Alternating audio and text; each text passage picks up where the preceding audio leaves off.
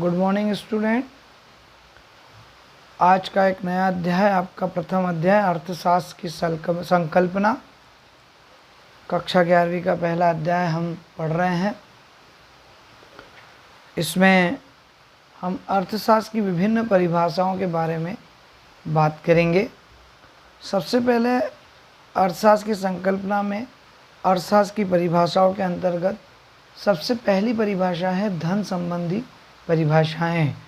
अर्थशास्त्र की धन संबंधी परिभाषाओं में विभिन्न अर्थशास्त्रियों ने अपनी अपनी परिभाषाएं दी है। इसमें सबसे प्रमुख और महत्वपूर्ण एवं सबसे ज़्यादा प्रसिद्ध परिभाषा है प्रोफेसर एडम स्मिथ की। एडम स्मिथ ने परिभाषा दी है, अर्थशास्त्र धन का विज्ञान है। अर्थशास्त्र धन का विज्ञान है, इसका मतलब ये है कि एडम स्मिथ का कहना है जो भी मनुष्य आर्थिक क्रियाएं करता है वे धन कमाने के उद्देश्य से करता है। मतलब मनुष्य की सभी क्रियाएं जो भी हैं वो धन के आसपास ही घूमती रहती हैं। धन संबंधी परिभाषा देने वाले अन्य अर्थशास्त्री भी हैं, जैसे प्रोफेसर वाकर, प्रोफेसर जे.बी. से, प्रोफेसर जे.एस. मिल। इन लोगों ने भी अर्थशास्त्र की धन संबंधी परिभाषाएं दी है, जिसमें हमने सबसे पहले एडम स्मिथ की परिभाषा की बात की। उन्होंने कहा है अर्थशास्त्र धन का विज्ञान है, मतलब धन संबंधी विषयों पर अर्थशास्त्र कार्य करता है। अर्थशास्त्र की गतिविधियाँ धन संबंधी गतिविधियों पर ही निर्भर होती है, ये अर्थशास्त्र की परिभाषा में कहा गया है। प्रत्येक मनुष्य जो भी कार्य करता है उसका मुख्य उद्देश्य धन कमाना होता है। वो अपनी आजीविका को संपन्न करने के लिए, अपने जीवन को चलाने के लिए धन संबंधी क्रियाओं को ही करता है। इसलिए मनुष्य की प्रत्येक क्रियाओं को धन के साथ जोड़ा गया है। इसकी विशेषताएं हम पढ़ेंगे अब। एडम स्मिथ की परिभाषा की विशेषताएं। एडम स्मिथ की परिभाषा की जो विशेषताएं हैं उनमें पहली विशेषता है धन ही अर्थशास्त्र के अध्ययन का केंद्र बिंदु है। इसका मतलब ये हुआ कि जितनी भी आर्थिक क्रियाएं की जाती हैं वे सब धन कमाने के लिए ही की जाती हैं। जैसे मनुष्य भौतिक वस्तुओं के लिए काम करता है, वे चाहता है उसे रुपया, पैसा, मकान, अनाज आदि ऐसी वस्तुएं प्राप्त हो जाए। मतलब यह मनुष्य का महत्व नहीं है, धन का महत्व माना गया है। दूसरी विशेषता है सभी मानवीय गुणों का आधार धन ही है। इसका मतलब ये है कि मनुष्य जो भी सुख सुविधाएं प्राप्त करना चाहता है वे केवल धन से ही प्राप्त कर सकता है। मतलब वे अपनी जीवन की संतुष्टि धन कमाकर ही कर सकता है। ये इसमें मनुष्य का जो मुख्य गुण है धन कमाना माना गया है। तीसरी विशेषता है व्यक्तिगत समृद्धि से सामूहिक समृद्धि। इसमें तीसरी विशेषता में कहा गया है कि जब हम व्यक्तिगत तौर पर समृद्ध होंगे, मतलब अगर हम व्यक्तिगत तौर पर धन कमाएंगे और हर व्यक्ति व्यक्तिगत तौर पर धन कमाएगा तो स्वयं ही पूरा समाज विकसित हो जाएगा, पूरा समाज समृद्ध हो जाएगा। क्योंकि प्रत्येक मनुष्य धन कमाएगा, प्रत्येक मनुष्य आर्थिक क्रिया करेगा तो वहाँ पर सभी मनुष्य अपना विकास करेंगे। तो जब एक व्यक्ति अपना विकास करेगा तो पूरा समाज सामूहिक तौर पर समृद्ध होगा, पूरा समाज का विकास होगा। इसमें इस विशेषता के माध्यम से समझाया गया है। अर्थात निजी धन में अगर वृद्धि होगी तो सामूहिक धन में भी स्वयं वृद्धि होते चले जाएगी। निजी धन में वृद्धि से सामूहिक धन में वृद्धि ऐसे होगी कि जब एक कमाएगा तो दूसरा भी कमाएगा, तीसरा भी कमाएगा और ये मिलकर एक सामूहिक धन, सामूहिक समृद्धि की ओर अग्रसर होंगे। इसके बाद जब धन संबंधी परिभाषाओं के बाद कुछ लोग थे जो इनसे सहमत नहीं थे, धन संबंधी परिभाषाओं से वे सहमत नहीं थे, तो उन्होंने अपनी अलग परिभाषाएं दी, जिसे कल्याण संबंधी परिभाषाएं कहा जाता है। कल्याण संबंधी परिभाषा देने वाले अर्थशास्त्रियों में प्रोफेसर अल्फ्रेड मार्शल, सबसे ज़्यादा प्रसिद्ध हुए। Professor Alfred Marshall, professor Pigou, professor pension, professor fair and child, ये वे थे जिन्होंने कल्याण संबंधी अर्थशास्त्र की परिभाषा दी है। कल्याण संबंधी का मतलब है यहाँ मनुष्य को महत्वपूर्ण माना गया है, मनुष्य की आवश्यकताएं कैसे पूरी हो इसके ऊपर यहाँ पर फोकस किया गया है। इसमें सबसे जो महत्वपूर्ण परिभाषा है वो प्रोफेसर अल्फ्रेड मार्शल की है। अल्फ्रेड मार्शल की परिभाषा में कहा गया है, अर्थशास्त्र मनुष्य के जीवन में साधारण व्यापार संबंधी क्रियाओं का अध्ययन है। साधारण व्यापार संबंधी क्रियाओं का अध्ययन, यह इस बात का पता लगाता है कि मनुष्य किस प्रकार आय प्राप्त करता है और किस प्रकार उसका उपभोग करता है। इस प्रकार एक और धन का अध्ययन है, दूसरी ओर जो इससे भी अधिक महत्वपूर्ण है, मनुष्य के अध्ययन का एक भाग है। मतलब यहाँ पर अगर हम देखें परिभाषा का विश्लेषण करें तो हमको पता लगता है कि यहाँ धन को भी महत्वपूर्ण माना गया है, तो उससे ज़्यादा महत्वपूर्ण मनुष्य को माना गया है। मतलब अगर धन का अध्ययन हो रहा है कि धन कैसे कमाया जाए, तो उसके साथ साथ इस बात का भी अध्ययन हो रहा है कि मनुष्य उसका उपयोग कैसे करता है। तो मनुष्य धन का उपयोग कैसे करेगा, कैसे कमाएगा और कैसे उसका उपयोग करेगा, दोनों ही को यहाँ महत्व दिया गया है। धन भी महत्वपूर्ण है और उसको कमाने वाला मनुष्य भी महत्वपूर्ण है। और ये मनुष्य की जो नियमित क्रियाएं होती है, मनुष्य साधारण जो क्रियाएं करता है उसे ही इसमें अध्ययन किया गया है। मनुष्य के जीवन में साधारण व्यापार संबंधी क्रियाएं, मतलब जो अपनी आजीविका कमाने के लिए वे जैसी भी अलग अलग प्रक्रियाएं करता है, वे सभी व्यापारिक क्रियाएं इसमें अध्ययन में आती हैं और उसके धन कमाने के तरीके और उनका उपयोग करने के तरीके पर अध्ययन किया गया है। इसका मतलब ये कहा होता है कि यहाँ पर मनुष्य को मुख्य प्रधानता दी गई है। यहाँ मनुष्य अपनी आवश्यकताएं पूरी करने के लिए धन कैसे कमाए और उसका कैसा उपभोग करे, इसके ऊपर इन दोनों ही बातों पर ध्यान दिया गया है। प्रोफेसर मार्शल की परिभाषा की विशेषताएं स्पष्ट तथा सरल मानी गई है। प्रोफेसर मार्शल की परिभाषा की पहली विशेषता है स्पष्ट एवं सरल, अर्थात उसको समझना आसान है। कैसे? उसमें दो बातें मुख्य कही है। मनुष्य अपने साधारण व्यापार संबंधी गतिविधि का अध्ययन करता है, उसमें मनुष्य कैसे आय कमाता है और मनुष्य कैसे उपभोग करता है, इनका उसमें अध्ययन किया गया है। दूसरी इसकी विशेषता है मनुष्य अर्थशास्त्र मानव जीवन के साधारण व्यवसाय से संबंध रखता है। यह साधारण व्यवसाय का मतलब है कि मनुष्य के कौन कौन सी आर्थिक क्रियाएं करता है। मनुष्य उपभोग करता है, उत्पत्ति करता है, विनिमय करता है, वितरण करता है। ये आर्थिक क्रियाओं के इर्द गिर्द मनुष्य घूमता रहता है, या मनुष्य की क्रियाएं इन आर्थिक क्रियाओं के इर्द गिर्द घूमती है।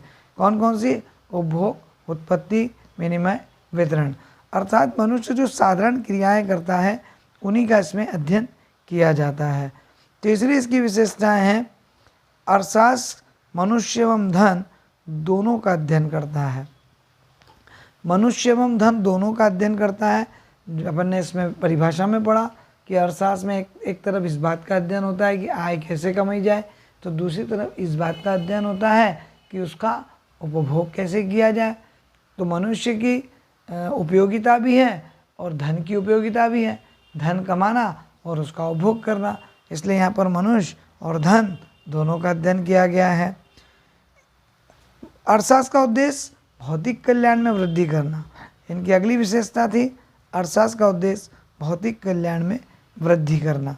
भौतिक कल्याण का मतलब होता है हमें जो वस्तुएं उपभोग करने के लिए चाहिए, हमें जीवन स्तर को ऊंचा करने के लिए जिन वस्तुओं की आवश्यकताएं होती हैं, हमारे जीवन स्तर को संचालित करने के लिए, उसको जीवन का निर्वाह करने के लिए जिन भौतिक वस्तुओं की आवश्यकता होती है, जैसे रोटी, कपड़ा, मकान, वाहन और अन्य सुख सुविधाओं की वस्तुएं, तो इन भौतिक वस्तुओं को हम कैसे प्राप्त करें, उसके लिए कैसे धन कमाएं और उसका कैसा उपभोग करें, इस पर प्रोफेसर मार्शल की परिभाषा का फोकस रहा है। इसके अलावा इन्होंने आर्थिक एवं अनार्थिक दोनों क्रियाओं में भेद किया है। इनकी एक अन्य विशेषता है आर्थिक और अनार्थिक क्रियाएं दोनों में भेद। आर्थिक और अनार्थिक क्रिया दोनों में कैसे भेद किया है इन्होंने? वे क्रियाएं जो धन कमाने के उद्देश्य से नहीं कर रहे हैं या जिनका उद्देश्य आय कमाना नहीं है, आजीविका चलाना नहीं है, ऐसी क्रियाओं को उन्होंने इसमें शामिल नहीं किया। जैसे धार्मिक क्रियाएं, राजनीतिक क्रियाएं, अपने बच्चों का लालन पालन करना, अपने माता पिता द्वारा अपने बच्चों का लालन पालन करना, एक व्यक्ति द्वारा अपने ही बच्चों को पढ़ाना, डॉक्टर द्वारा अपने ही बच्चों का इलाज करना, ऐसी क्रियाओं का इसमें अध्ययन नहीं किया गया है क्योंकि ये अनार्थिक क्रियाएं हैं। वे क्रियाएं जो केवल धन कमाने के उद्देश्य से ही की जाती हैं, केवल उन्हीं क्रियाओं को प्रोफेसर मार्शल ने अपनी परिभाषा में शामिल किया है। अब कुछ लोग प्रोफेसर मार्शल की परिभाषा से भी इत्तेफाक नहीं रखते थे, तो फिर कुछ नई परिभाषाएं सामने आई, जो मैंने पहले कहा कि दुर्लभता संबंधी परिभाषा है। दुर्लभता संबंधी परिभाषाओं में सबसे प्रमुख जो अर्थशास्त्री थे जिन्होंने परिभाषा दी है वे हैं प्रोफेसर रॉबिन्सन। प्रोफेसर रॉबिन्सन जो थे, प्रोफेसर लियोनेल रॉबिन्सन उनका पूरा नाम है। प्रोफेसर लियोनेल रॉबिन्सन ने अपनी जो परिभाषा दी है वो इस प्रकार है: अर्थशास्त्र वह विज्ञान है जो असीमित लक्ष्यों तथा सीमित साधनों जिनके वैकल्पिक उपयोग हो सकते हैं से संबंधित मानव व्यवहार का अध्ययन करता है। तो अर्थशास्त्र वह विज्ञान है जो असीमित लक्ष्य तथा सीमित साधन जिनके वैकल्पिक उपयोग हो सकते हैं से संबंधित मानव व्यवहार का अध्ययन करता है। मतलब इन्होंने अर्थशास्त्र को विज्ञान माना। सबसे पहली बात हमको इस पर पता लग गई, उन्होंने अर्थशास्त्र को विज्ञान माना और इसमें वे असीमित लक्ष्य और सीमित साधनों के बीच में उन्होंने तुलना की कि मनुष्य की आवश्यकताएं असीमित होती है, मनुष्य की आवश्यकताएं असीमित है पर साधन कम है। जैसे हमारी आय कम है, हमारे पास आय कमाने के स्रोत कम है, लेकिन हम चाहते हैं हमारे पास बड़ा मकान हो, हमारे पास गाड़ी हो, बंगला हो, अच्छे कपड़े हो, अच्छी एजुकेशन हो, हम हर सुख सुविधा प्राप्त करें। पर ये सभी चीज़ें हम एक साथ प्राप्त नहीं कर सकते क्योंकि हमारे पास साधन सीमित है लेकिन आवश्यकताएं असीमित है। अतः इनका वैकल्पिक उपयोग कैसे करें? जो हमारे पास सीमित साधन है उनका हम वैकल्पिक उपयोग कैसे करें? जैसे मान लीजिए हमारे पास जो आय है उसमें या तो हम एक छोटा मकान खुद का बना सकते हैं या हम किराए का मकान ले लें और अपनी गाड़ी भी खरीद सकते हैं। तो या तो खुद का मकान ले लें या किराए का मकान लेके गाड़ी ले लें। तो हमको विकल्प चुनना पड़ेगा कि क्या मैं गाड़ी खरीदूं और मकान किराए का लूं या खुद का मकान खरीद लूं। तो यदि हमको खुद का मकान खरीदना है तो हम खुद का मकान वाला विकल्प चुनेंगे, या हमको गाड़ी भी चाहिए और मकान भी चाहिए तो हम किराए का मकान और गाड़ी वाला ऑप्शन चुनेंगे। इस तरीके से उनके वैकल्पिक उपयोग कैसे हम कर सकते हैं और उसी को मनुष्य के व्यवहार का, क्योंकि हर मनुष्य की वैकल्पिक सोच अलग अलग हो सकती है। कोई किराए का मकान में रहेगा, गाड़ी खरीद लेगा, तो कोई व्यक्ति खुद का मकान खरीद लेगा, गाड़ी बाद में देखेगा, अभी नहीं खरीदेगा, छोटी साइकिल खरीद लेगा, छोटी स्कूटी खरीद लेगा। इस तरीके से हर व्यक्ति अपनी अपनी आवश्यकताओं को सीमित साधन में अलग अलग तरीके से पूरा करता है, अलग अलग वैकल्पिक उपयोग करता है, इसलिए इसको विज्ञान कहा गया है, इसलिए इसको वैज्ञानिक माना गया है। ठीक है, इनकी विशेषताओं में हम देखें, रॉबिन्सन की परिभाषा के विशेषताओं में सबसे पहले विद्या विस्तृत क्षेत्र।